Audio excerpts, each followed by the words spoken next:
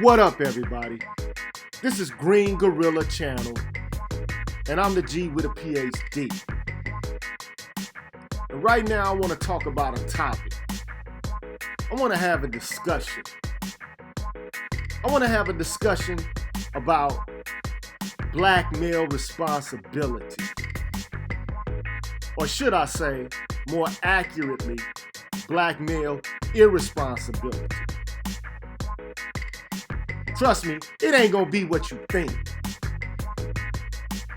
You know, I've often heard black women continuously discuss about how black men ain't shit, how black men are trash. But I got a response for that. I have a response for that. Because when you hear the words, when you see the blog pieces, when you look even at academic literature, all you get is a portrait of black men that is deprecated. You get a picture or a portrait of black men as being dogs, abusers, rapists, philanderers, or some other such fuckery. So this goes out to the black women out here who are looking for black men to be able to provide and protect for them. Now we all know there's a societal norm that basically puts forward the notion, the idea, the expectation that black men are supposed to be able to provide and protect for black women and girls. Black men are supposed to swoop women off of their feet and lock them down into monogamous relationships, after which they're supposed to be able to provide a life of material comfort for said black women and girls. Or more generally speaking, children. Now what I want to do is to let you know, the public out there, that it just so happens, generally speaking, that black men are circumvented from being able to provide black women and children with a life of material comfort. And even when we do our best to achieve that goal, to reach towards that aim, we get treated with a great deal of disrespect. So I want to talk to the most educated class out there, black women, and I want to make an assertion. I want to make the assertion that if you're the most educated class, why is it that it seems to me that you're the most miseducated when it comes to the history of black people and black men in particular in the United States? So let's do a lesson, shall we? So you can understand the predicament that black men and women are in. Systemically, institutionally, so that when you begin to discuss black men's laziness, their moral impropriety, or their inability to provide for black women and children, you can keep it in proper perspective. The first thing I want to talk about is slavery. Get that? Remember that? You remember or recall reading about that in your textbooks? Most educated class. Some 12 million people were transported to the New World in slave ships. Now, when it comes to the United States, only approximately 400,000 African people were made into slaves in this region. Now just think about this. What started off as 400,000 people has now ballooned into a population of approximately 40 million people. including men, women, boys, and girls. So that 400,000 population group, over time,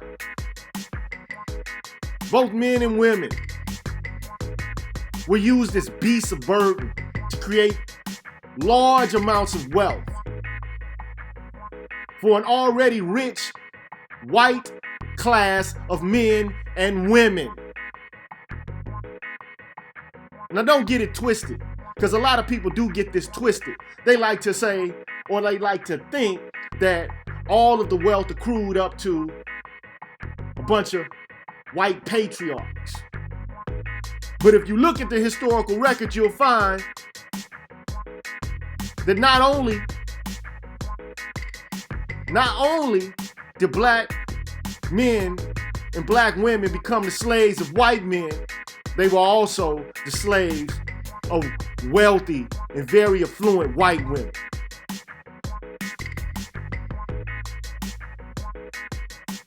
Now, the purpose of slavery was to extract labor from a group of people who couldn't defend themselves and who were systemically subjected to the most horrible and demeaning treatment than any other group of human beings have ever been subjected to in the history of the entirety of history of human beings and their existence on this planet.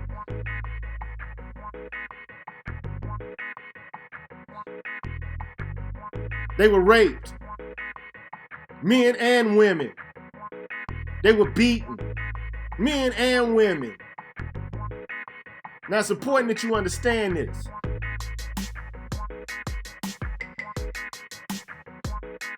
But you already know about this. You already are aware of this. Now, what happened when blacks were emancipated and Reconstruction took place? So emancipation, of course, was the time period in which black people were freed from the condition of slavery.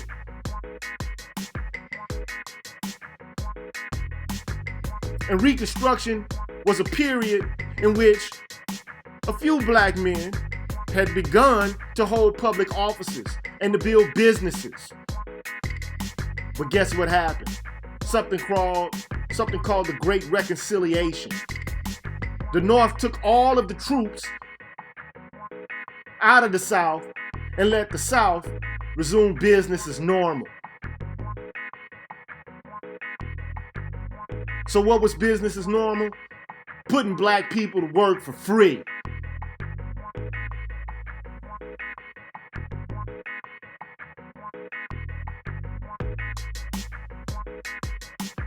They were set free, but not really free, because they were forced back into peonage through an institution called sharecropping. It was a state of peonage, an institution of peonage, in which the planters who were black were given or allocated a plot of land and were forced to work and toil on the land and were given loans that they could never pay back. And even if they could pay them back, which some did, but most didn't, it still was humiliating. It still was a form of usury that was intended to prevent black people from ever being able to gain an economic floor. So you have slavery, emancipation, and Reconstruction, and then next what you have is Jim Crow. What is Jim Crow? A form of terror and segregation that threatened the lives of black families through lynchings, bombings, ransackings, and cross burnings.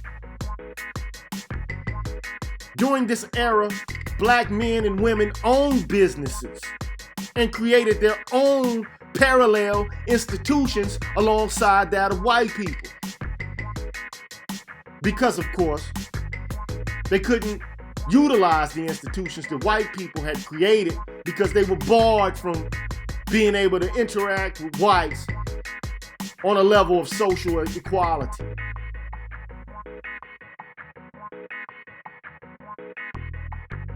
So yeah, black people created their own parallel institutions and their own businesses, their own schools, their own churches, their own banks.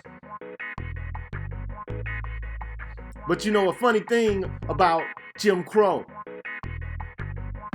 these businesses, these institutions can be destroyed at will by terroristic white people. A historical example to illustrate this fact is Tulsa, Oklahoma. Greenwood. All that black industry and thrift was for nothing. And it was the bane of white people. The bane. They hated to see these black people being as prosperous as they were. So guess what they did? They burned the shit down. They burned it down. They destroyed it. It was called Black Wall Street, and they destroyed it.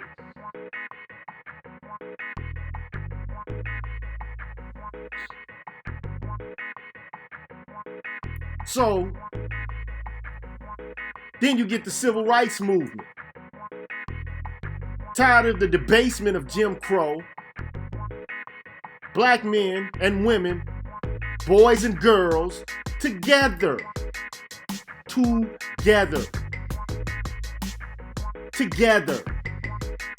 I'm saying this word and I'm repeating it because it seems like to me, many of you don't seem to get it. Together, as a team, in conjunction with and in cooperation with one another, they issued in the civil rights movement to end segregation.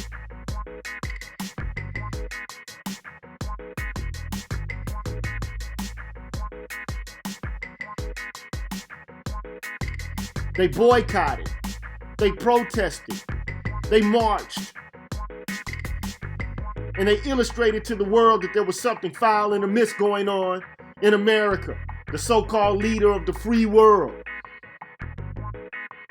We're talking about immediately after the World Wars. Black men participated in liberating Germany, France. Well, they fought against Germany and they liberated France. But I mean, the point I'm trying to make is, here you got a group of men, black men, who went out and fought for America and liberated people from the horrors of Nazi Germany. And they were treated like kings, better than they were treated when they came back home. They come back home and they're treated like second-class citizens. So they started a movement. And what was the movement? The civil rights movement.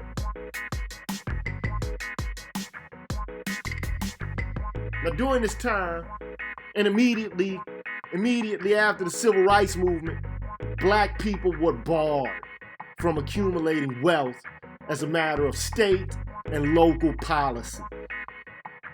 That's right. State and local policy prevented black people from acquiring wealth. Now, how did this happen? Systematically, they were denied FHA loans. And although they had gone to war, and there was something that was supposed to be allocated to men who had fought in the war, was called the GI Bill, they were denied the opportunity to take advantage of the GI Bill. So they couldn't get ahead financially. They couldn't build wealth. So let's recap, shall we? Most educated class, you have slavery, emancipation, Jim Crow, and the civil rights movement. Each step of the way at each of these periods of time in history, black people were systemically prevented from being able to self-determine in a way in which they could flourish and acquire and accumulate wealth.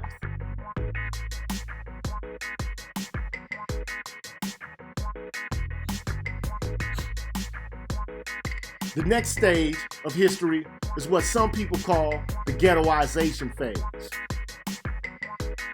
Immediately after the civil rights movement, or during, briefly before, and a little bit thereafter, black people had begun to move out of the South like the people in Egypt moved out of Egypt from Pharaoh, and Moses took them to the promised land. They went north and west in hopes of finding new opportunities to be able to empower themselves economically.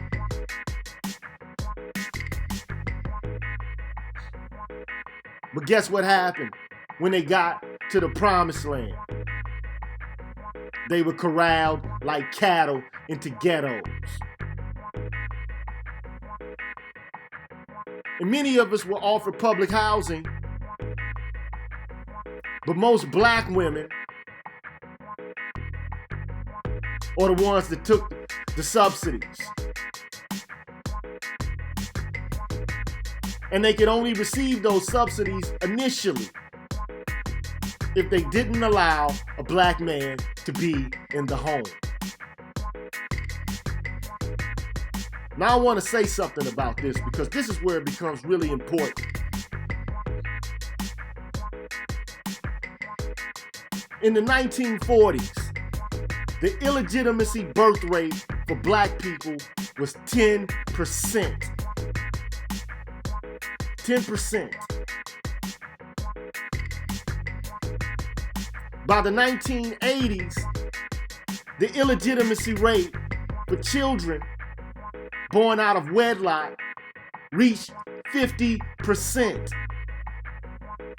At the current moment, illegitimate birth rates among black people are 80%. Yeah, most educated class, 80% of black children are born out of wedlock. Now, I don't know what you know, but this is one thing I do know for certain. Women are the gatekeepers of reproduction and chastity.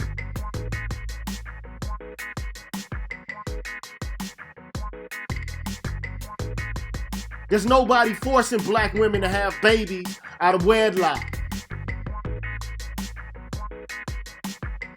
But they're doing it anyway. And they're doing it with no shame, no inhibitions. They're doing it with impunity.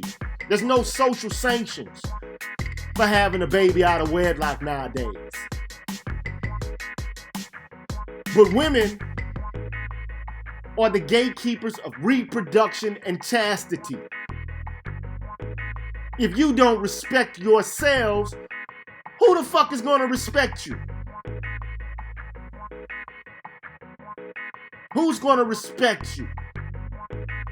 Nowadays, you got women walking around being proud to be thots, doing slut walks. And then the retort is, well, men do it. Well, why can't women do it too? Come on now. Really? So you're gonna base chastity and your departure from it as a group or a class of people, a demographic, predicated upon the worst and most immoral behavior of men? It's complete and utter fucking bullshit. But hey.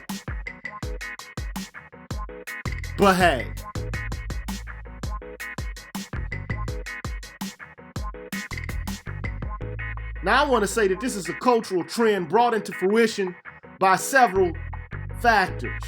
One being the birth control pill. Now you can have sex without having to worry about potentially bringing another life into the world. It's also the product of feminism, in which women or typically, I would argue, beginning to behave like men and doing the best that they can to enter into male spaces, to comport and to cavort and to perform like men.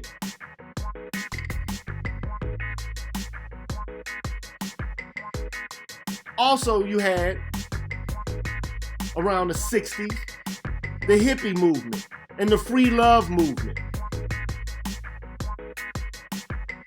Now, you take all of those factors together, you got the birth control pill, you got feminism, and you got the hippie free love movement, and then what do you have? You have a recipe for disaster. This has had a terrible impact on the development of children in the black community. What is now perceived as normal was once perceived as pathological.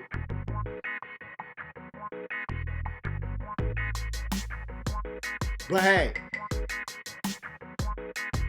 you can do what you want to. It's your thing. Do what you want to do. I can't tell you who to sock it to.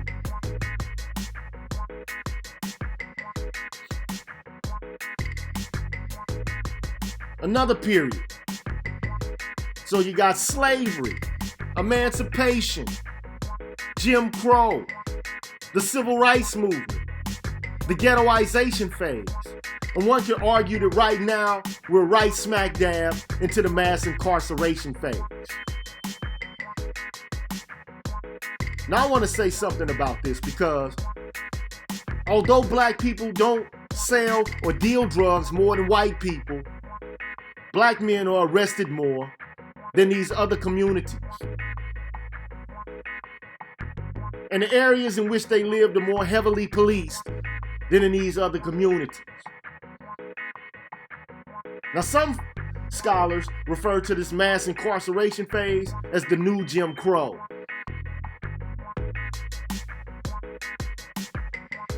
Nearly 1/3 of black men are either in prison, on probation, or have a felony conviction. Now, you can say what you want to say about this, but if you got a felony, it ain't easy to get a job. If you're locked up, you're working for white folks for free, or damn near free. And if you're on probation, you're under the scrutiny of the police state. 1/3 of the black male population are dealing with mass incarceration, although they don't commit any more crimes than any other demographic.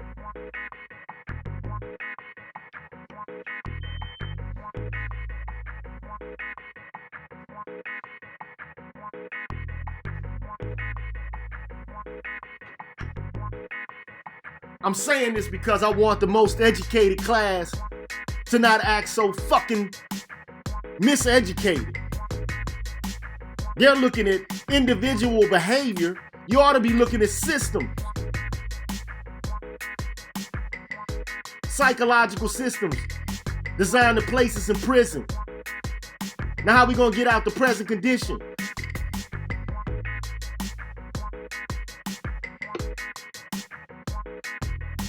Right now, we're in a phase, I call it the Me Too, Believe Her, institutional feminist phase.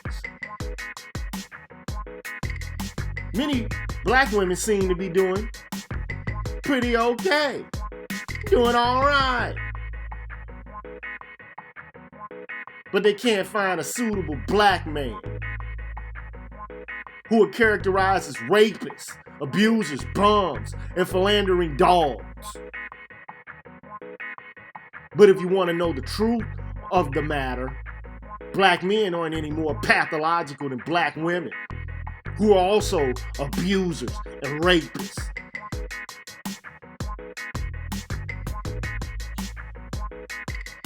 And another thing you ought to know, black women aren't targeted as much as black men by racists.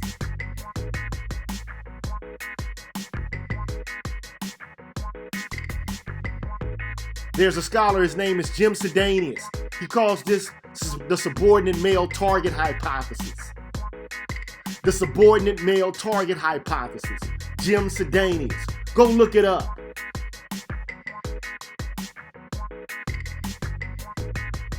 And another thing to point out, if you must know, even though black women are on the fast track in terms of education and jobs, they're among the dead last in wealth accumulation, as they are among the largest of consumer groups.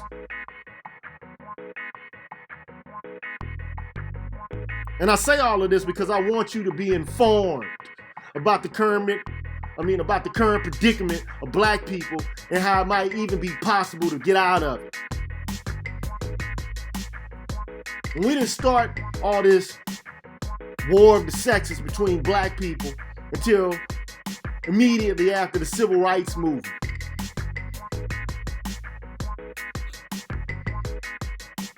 If we're going to get out of this, it's going to require black women to be informed. We are taking systemic issues and treating them like personal moral flaws. It's time for the second. I say you're the second most educated because you ain't more educated than white women.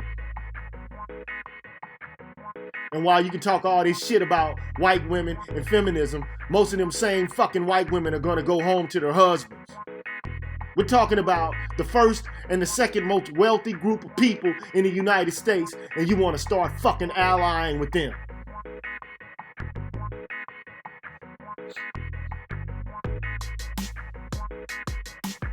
I'm trying to give you this information so that you can uplift your sons. Because I think it's too late for you to do anything about the men that you're, in your same age group. You're just too fucking recalcitrant. You don't want to hear shit. You don't fucking listen.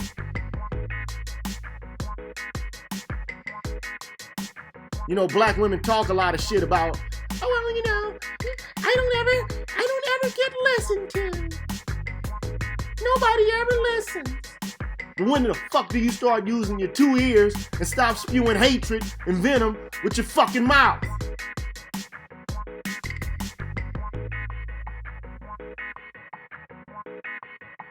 Because right now there's too much silliness, ratchetness, and name calling going on. And because I do believe that there is another fight coming. Because let me tell you something about injustice. What it does, it morphs, it changes, it's protean. It's like a bubble caught in the carpet. You can stomp it out in one area and stomp on it. But guess what it does? It just moves to another place and takes on a different form. If we don't get our shit together and stop all of this silliness, which is what I think it is. Because it ain't just about women. And it ain't just about men either. It's about future generations. And right now, we're fucking dead last in a race. And until we start looking at each other and telling the truth to each other, we're going to continue doing the same stupid bullshit. This is a G with a PhD, man. Green Gorilla, man. I'm out of here.